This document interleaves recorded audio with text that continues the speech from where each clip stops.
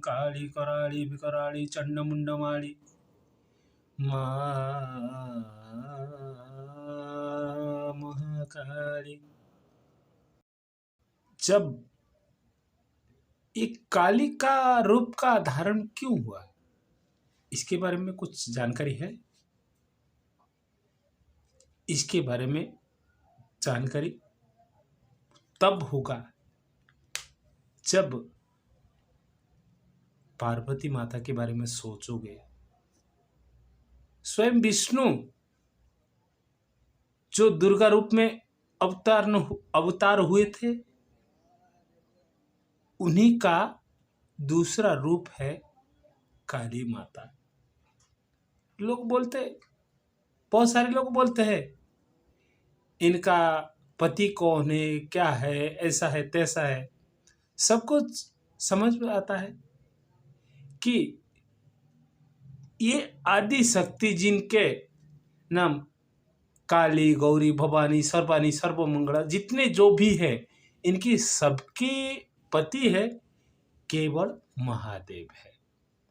लोग बोलते हैं क्या काली माता का पति कौन है? अरे मूर्ख हो, इसीलिए तो उन्हीं को भेजा गया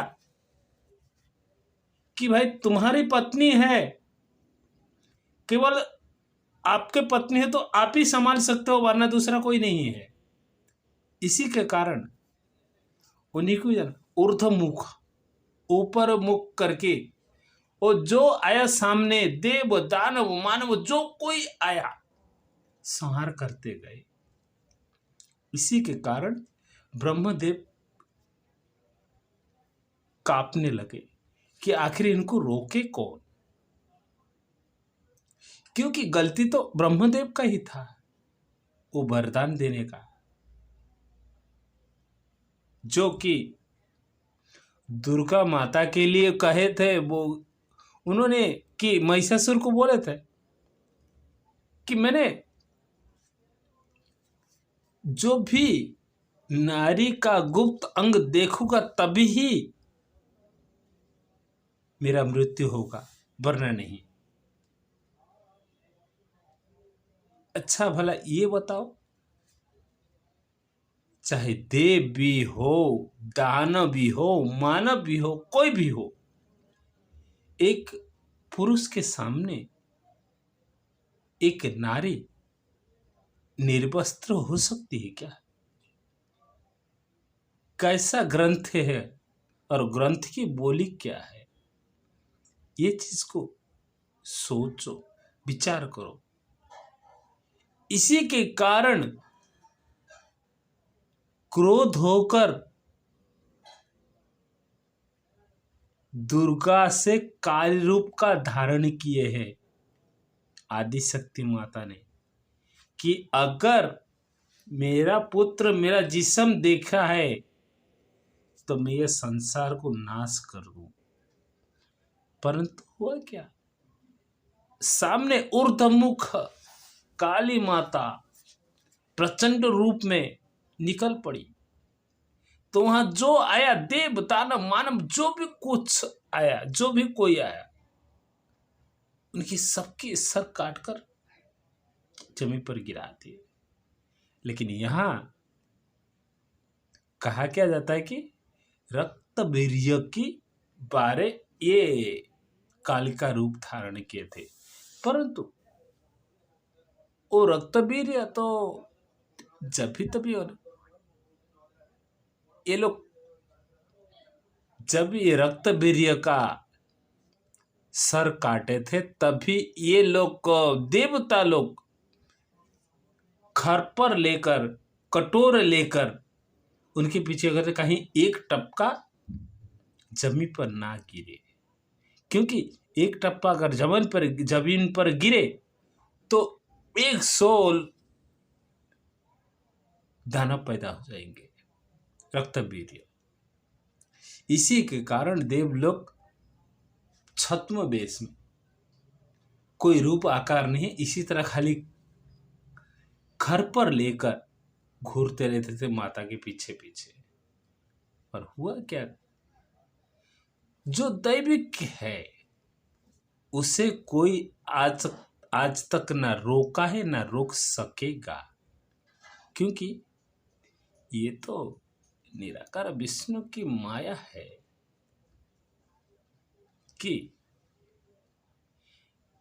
इसीलिए तो उन्होंने कहा है यदा यदा ही धर्मस्य ग्लानिर्भवतु भारत,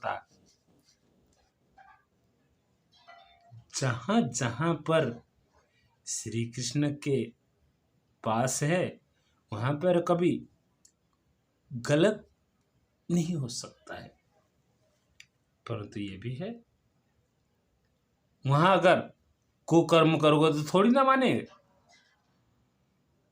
1,80,060 बेटे थे श्री कृष्णचंद्र के, यदुवंशी कहलाते थे, परंतु वो क्या किए, वो अपने बाप बड़े पापा के वजह बलबूतों पर बहुत कुछ अन्याय अत्याचार करने लगे। किसी ऋषि मुनि को माने नहीं, किसी अबला सबला को नहीं माने, इसी के कारण उनको श्राप मिला। दुर्वासा ऋषि ने श्राप दिए कि बस विनाशाय जदुष्कृता, जो भगवान श्री कृष्ण रूप में है निराकार विष्णु, जो तुम्हारा बाप बने हुए श्री कृष्णचंद्र, वही ही तुम्हारा विनाश करेगा। और वो कैसा, वो इसलिए जब इनकी अंत समय आ गया, कौरव पांडव का लड़ाई खत्म हो गया और पांडव का बीच सब कुछ मांडवाड़ी हो गया, उसके बाद इनकी रहा था कि ये जो अंगद को दिए हुए वरदान, वो जारा सबर के रूप में पैदा हुआ है द्वापर में, और उन्हीं के तीर विध से श्री कृष्ण जी के प्राण त्याग करना है, क्योंकि उन्होंने जिस तरह बाली का प्राण लिए थे, उसी तरह अंगद ने शपथ किया था कि मुझे भी मेरा पितृ ऋण सूझना है, और इसी के कारण ये सब कुछ हुआ है। अब आगे का जो होना